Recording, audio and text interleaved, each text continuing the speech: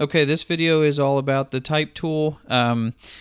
Typing is it's not very difficult, and it's really cool because you can change the size and you can change whatever font you'd like, and you can make your video look however you want when you have the footage in here and you're trying to do your effects to your videos. So what we're going to do is go back into this timeline, just make sure we're selected there, and we're going to use the type tool. Now this is Control T for the shortcut, not just T, because the T shortcut does do something different on layers down here. So we have two options, the horizontal or vertical, and it's exactly what you think. So if we go to horizontal, we click in here, we can type in the word horizontal and Control Enter to set that, and then we can use our selection tool to move that around.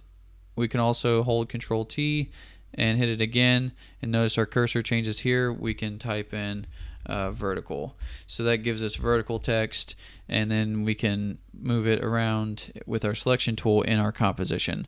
Now, not to go too far into the timeline, but if you have type and text, whatever you'd like to call it, in here, if you hit the S button, that'll bring up what's called scale, and you can change the size or the scale of your text here by using the actual layer. Now don't confuse this with font size. If you change the scale here, it's not actually changing, it's changing the size of the text layer that you have, but it's not actually changing by font size. So if we change the font size here, notice that we can change it and the numbers will change over here. If we do the scale here, it doesn't actually change our font size, it's just changing the size of our layer. So something important to keep in mind.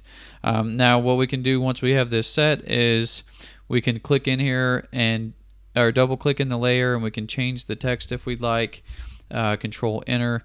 We can also go down here to our character panel and we can change our font. We can change the color of the text if we'd like.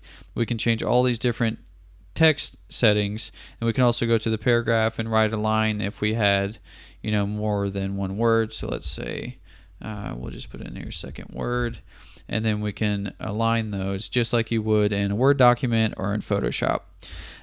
So that's pretty self-explanatory for the type. It's one of the easiest things to do, but learning graphics and design and being in motion graphics, you learn a lot how to position text, and now that you know how to put the text in as effects, we'll be working with these a lot more. So just remember that Control T is the shortcut, not just the letter T. If you hit just the letter T, it's going to bring up opacity, which we're going to be covering in the timeline section of the course.